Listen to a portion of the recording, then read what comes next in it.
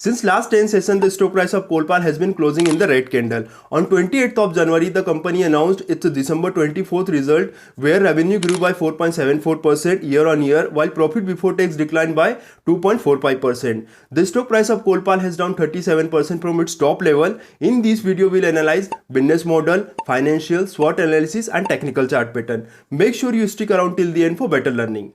Hey everyone, my name is Hariom and you are watching Trading with Hariom.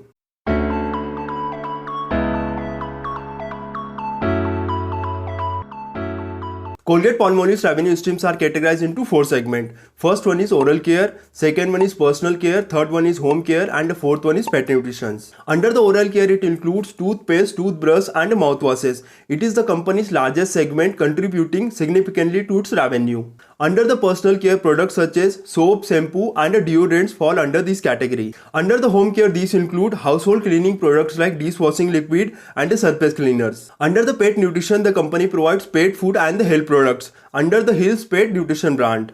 The company has 51% market share in toothpaste category, 48% market share in tooth powder category, and 30% market share in toothbrush category. The company has maintained its legacy since past 1990s. The company operates in over 200 countries with the balanced revenue distribution across Latin America, North America, Europe, Asia Pacific, and Africa.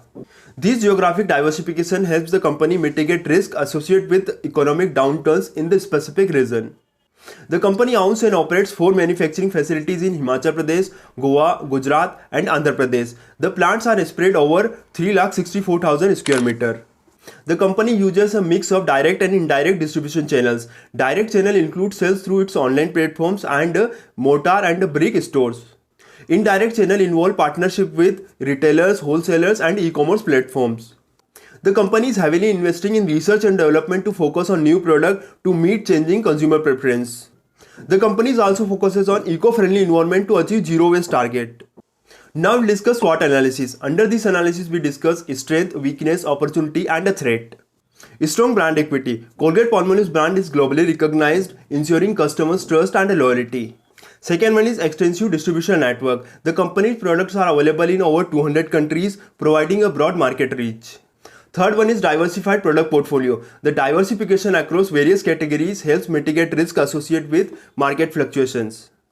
Fourth one is research and development capabilities. Continuous investment in research and development helps to lead innovative products. Now I'll discuss weakness. First point is market saturation. In mature markets like Europe and North America, the growth opportunities are limited due to market saturations. High dependency on oral care. A significant portion of revenue comes from oral care segment, which makes the company vulnerable to any downturn in this category. Third one is price sensitivity. Many of Colgate Palmolive's products are essential goods, making them highly sensitive to its price change. Now I'll discuss opportunities. First one is emerging market. There is a significant growth opportunities in emerging markets like India, Brazil, and China. Third one is digital transformation. Leveraging digital platforms for marketing and sales can enhance customers' engagement and drive sales. Now I'll discuss threats. First one is intense competition. The company faces stiff competition from giants like Procter & Gamble, HUL, and Johnson & Johnson. Second one is regulatory challenges. The company must navigate various regulatory environments which can impact its operations. Third one is economic downturn.